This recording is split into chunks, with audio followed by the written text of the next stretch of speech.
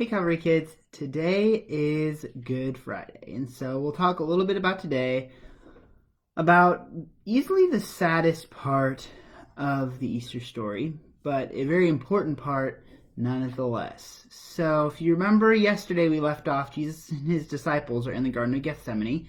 Remember, Jesus goes off to pray, and he asks his disciples to pray, and they fall asleep. And then eventually Judas arrives with soldiers to arrest Jesus.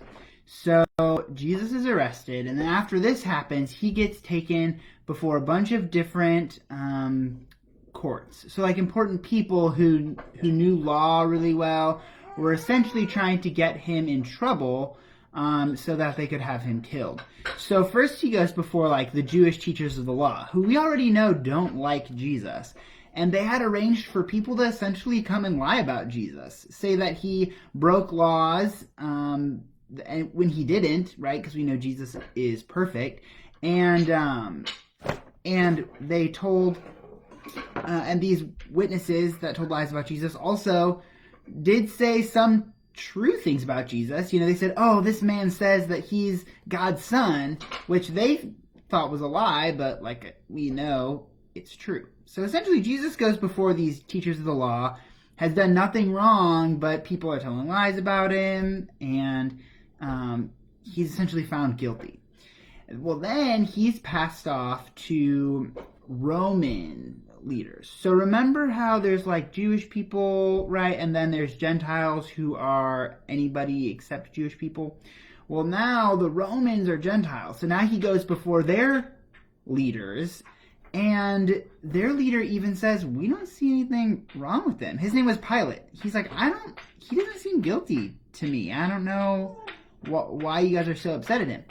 And then, if you remember, he offers the crowd, if they want to free Jesus or this guy named Barabbas, who do they want to free? And the crowd says, not only do they want Barabbas free, but they specifically want Jesus to be crucified.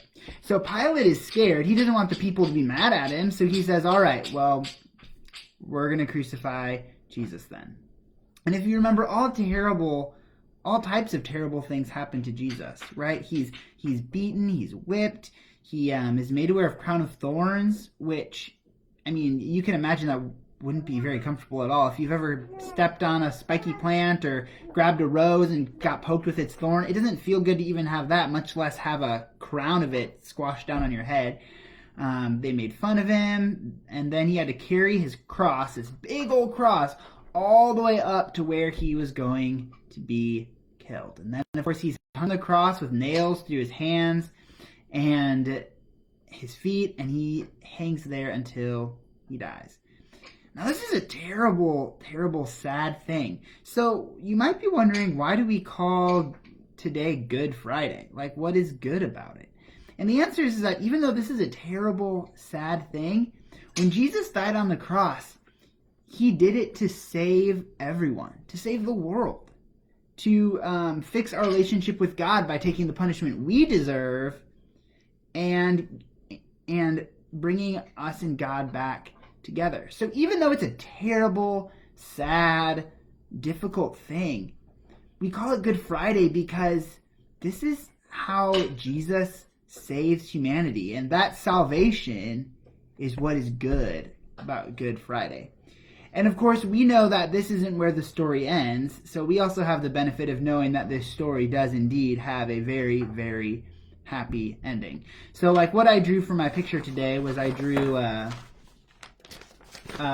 the three crosses, because I forgot to mention he was also, there's a criminal here and a criminal here, right, that he was crucified between. And then I drew a crown of thorns up here, and of course a sad face, because it's really sad. But, so I encourage you today, hopefully you're planning on tuning into the Good Friday services with your family, and I will see you later, Calvary kids. Oh, one more thing. Yesterday we talked about the Last Supper, and I meant to do it yesterday, but I forgot. But I put some activity pages for the Last Supper where you would normally find the Sunday lesson, which is yourcalvary.info/Sunday lesson. If you go there, there's some activity pages for Last Supper. And all of those will be switched out for Easter, but this is kind of like bonus lesson if you want to go back and learn more about the Last Supper from yesterday. But anyway, Calvary kids, I will look forward to seeing you again. And remember, even though today is kind of a sad day, Sunday, Easter is coming. See ya.